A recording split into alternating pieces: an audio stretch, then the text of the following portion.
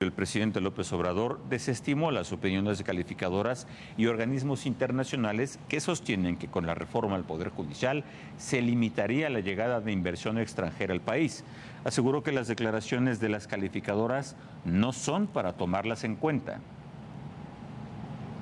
¿Cuándo dijeron algo estas calificadoras de que se condonaban los impuestos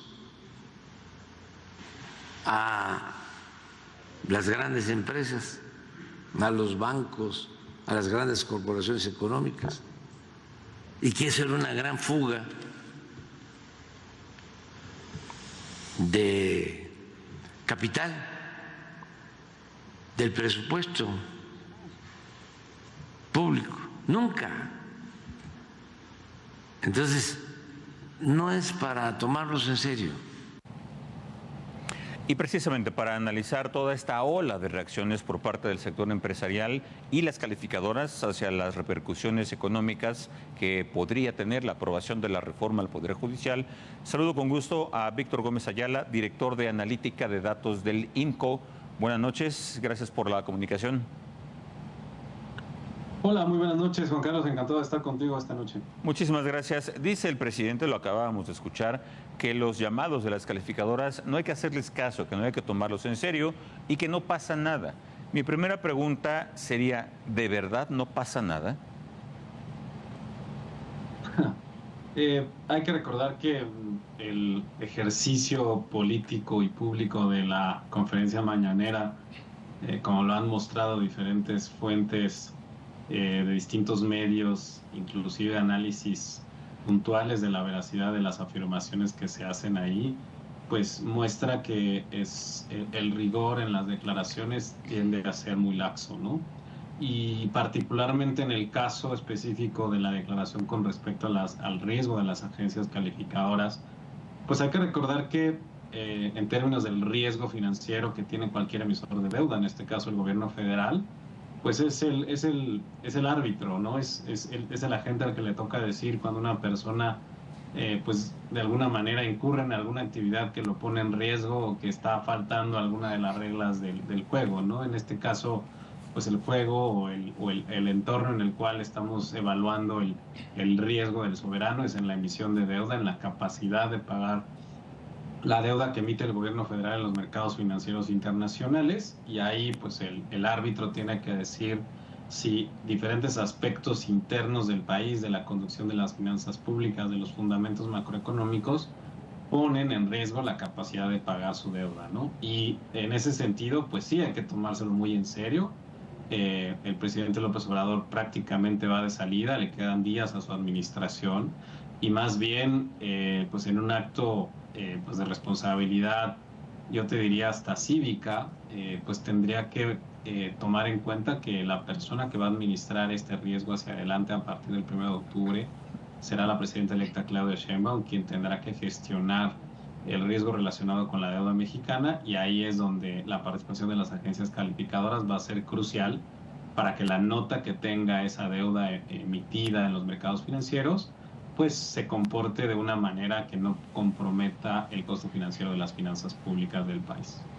Además de lo que mencionas en relación a la deuda, Víctor, ¿a quién sí le importa lo que digan las calificadoras respecto específicamente al grado de inversión de nuestro país? ¿Inversores de otros países, empresas nacionales, extranjeras? A final de cuentas, cualquier persona que tiene deuda del gobierno federal, empezando por todas las personas que tienen CETES y que tienen invertidos sus CETES, pero también por todos los inversionistas institucionales que tienen M-bonos, UDIbonos, bondes, cualquier tipo de deuda, o los tenedores internacionales, que además de los instrumentos que te comento, también pueden tener los bonos UMS, que son los bonos denominados en moneda extranjera, las emisiones de deuda con banca internacional. Son todas las personas que de alguna manera le prestaron dinero al gobierno federal y que esperan que reciban un rendimiento asociado a ese préstamo, están interesados en lo que dicen las calificadoras. Ahora hay que recordar que las calificadoras actúan con cierto rezago. Los mercados financieros donde participan los inversionistas institucionales pues operan, compran, venden bonos todo el tiempo y la tasa de interés a la que operan los bonos mexicanos a los diferentes plazos en los que emite deuda el gobierno federal es consecuencia de ese intercambio. Las calificadoras un poco hacen el recuento de los daños de lo que ocurre en ese mercado y de los riesgos en los que incurra, en este caso, el emisor, que es el gobierno federal. Víctor, ¿qué pasaría si efectivamente, como han dicho algunas calificadoras, algunas instituciones, la calificación del grado de inversión de México baja o de plano se pierde? ¿Cuáles son las consecuencias? Se me ocurre, no sé si en el plazo inmediato o a mediano plazo. Sí, el grado de inversión es una cualidad, ¿no? ¿La tienes o no la tienes? ¿Tienes el grado de inversión o no lo tienes? En el caso contrario se llama grado especulativo. De manera muy sencilla, para que nos entienda el auditorio, el grado de inversión es que tienes una calificación de tu deuda aprobatoria, ¿no? Y México está en la zona del 6, para ser muy francos, ¿no? Está en una zona donde ya tiene la última calificación en 2 de las 3 calificadoras más importantes, que todavía es aprobatoria, el famoso triple B. Menos, y cualquier reducción de esa calificación en el caso de esas 2 calificadoras implicaría perder el grado de inversión. ¿Qué significa esto? Que al tener una calificación reprobatoria, al calificarse la deuda hasta cierto punto como deuda riesgosa, el mercado al que eres capaz de acceder es mucho más restringido porque los fondos institucionales a nivel global tienen restricciones para invertir en determinados tipos de deuda. De tal manera que la cantidad y el volumen de operaciones a las que está acostumbrada el gobierno federal enfrentaría un mercado mucho más pequeño donde las restricciones de acceso son mayores y esto implica que pues ciertas colocaciones o la actividad que tiene el gobierno federal en la emisión de su deuda tendría que hacerse en un mercado más chiquito, con mucho menos liquidez y también con un costo de financiamiento más alto, ¿no? Lo cual quiere decir, vas a tener menos personas interesadas en contratar tu deuda y lo vas a tener que hacer a una tasa de interés más alta. ¿Hay un riesgo real, latente, de que disminuya la inversión extranjera directa, nuevas inversiones o reinversión de las empresas que ya están en nuestro país? Si nosotros vemos las cifras más recientes de la Secretaría de Economía al segundo trimestre de este año, dentro de la dinámica de inversión extranjera directa, la mayor parte de los flujos de este tipo de inversión tienen que ver con reinversión de utilidades de las empresas que ya operan en México.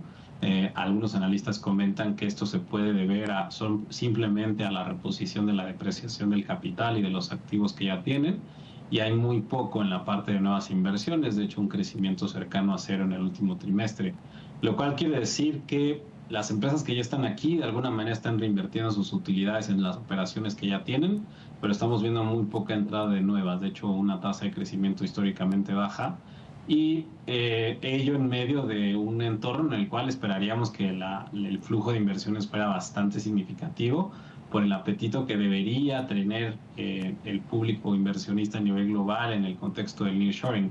Sin embargo, pues esto nos dice que México se está rezagando en la capacidad de atraer este tipo de inversión y eso de alguna manera deteriora su perspectiva de crecimiento a mediano y largo plazo, que es uno de los factores claves en la evaluación de riesgo que hacen las agencias calificadoras. Hay nuevamente muchos llamados de atención, alertas sobre los riesgos de esta reforma al Poder Judicial. Son demasiados, cada día se suman más, pero aún así todo parece indicar que va para adelante. ¿Cuál será la lógica por la cual trabaja así el gobierno federal? A final de cuentas estamos viendo una intersección poco usual en la historia democrática reciente de nuestro país, un presidente saliente que va a disponer de una mayoría calificada en la Cámara de Diputados y muy cerca de una Cámara, una mayoría calificada en el Senado también, que le permitiría hacer cambios profundos a la Constitución. Al tiempo que pues será dentro de un mes cuando entre la nueva administración. Y esto ha generado muchísima polémica, ha sido hasta cierto punto un vaivén para entender las lealtades de los congresistas del grupo parlamentario del partido oficial hacia el presidente saliente o hacia la presidenta entrante, ¿no? Y creo que en ese juego pues hemos visto una estira y afloja de los dos lados. Quizás el hecho de que será la presidenta electa Claudia Sheinbaum quien tendrá que gestionar los riesgos asociados a la implementación de esta reforma, tenga la última palabra y quien de alguna manera pues pueda dar algunas señales receptivas de los riesgos que se ven a nivel institucional, a nivel de garantía de derechos humanos, en aspectos relacionados con la estabilidad macroeconómica del país y sobre todo la certeza jurídica, que es algo que abarca muchos otros ámbitos de los cuales pues el límite es enorme, ¿no? Víctor, te agradezco mucho la comunicación, tus comentarios y espero seguir conversando de este y otros temas. Un placer, Juan Carlos, que pases muy buena noche. Muchísimas gracias, Víctor Gómez Ayala, director de Analítica de Datos del INCO.